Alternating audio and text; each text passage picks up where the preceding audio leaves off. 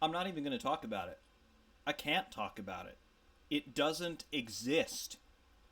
Renault, you are one of the oldest car manufacturers ever.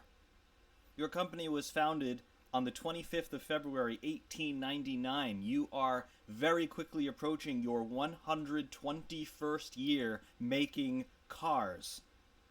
You are the world's ninth largest automaker by production volume. You have an overall production output of over 4 million units annually in 2018 numbers. Your total revenue is 57.42 billion euro in 2018 numbers. Your total assets are 115 billion euro in 2018 numbers. Your equity is 36.14 billion euros in 2018 numbers. You are partly owned by the state of the Republic of France. You are also partly owned by Nissan, which is another huge automaker.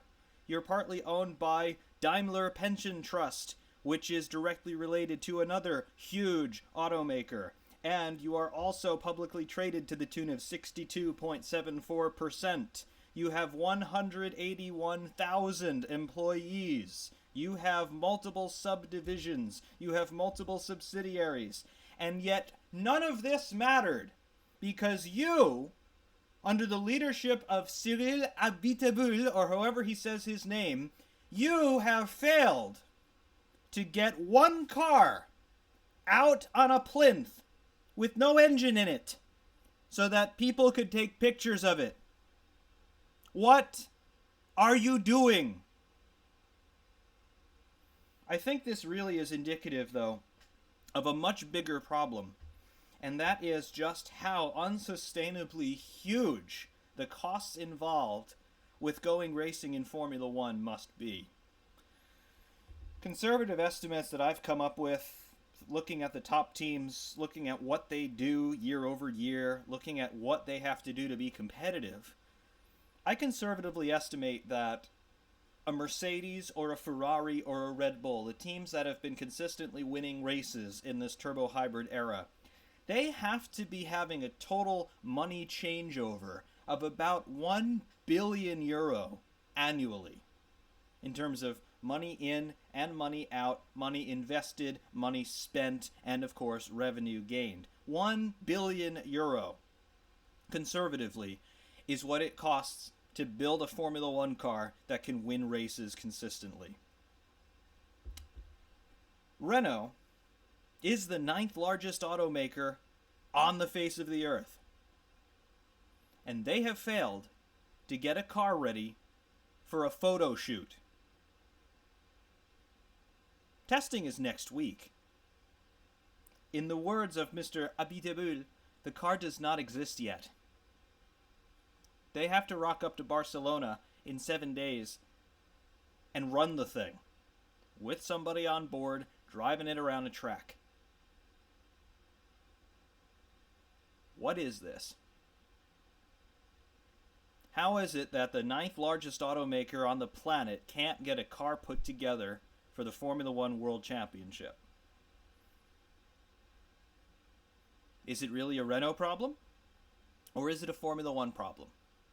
How ridiculously huge must these costs be that a company with as much resource and as much infrastructure and as much know-how as Renault, they've been making cars since the 19th century. How ridiculous is it that they can't get a car slapped together so that some journalists could snap pictures of it? It's unreal. It's absolutely unreal.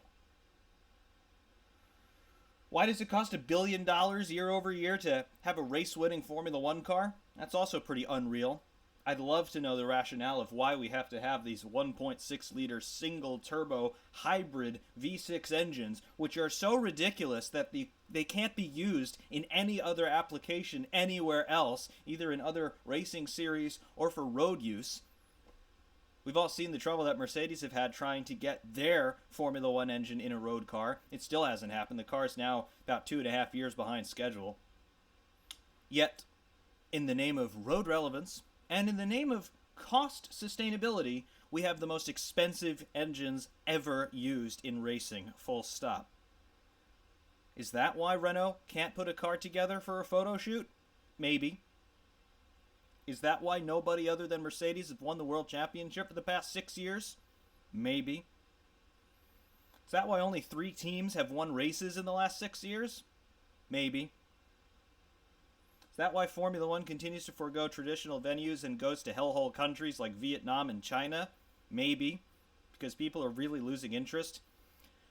Is that why in 2021 or 2022 we're going to be visiting the biggest hellhole on the face of the earth, Saudi Arabia, where women won't even be able to attend the event without at least 2 male chaperones from their families? Maybe. Tough break, Renault. Tough break. But really, tough break, Formula One. This is a joke.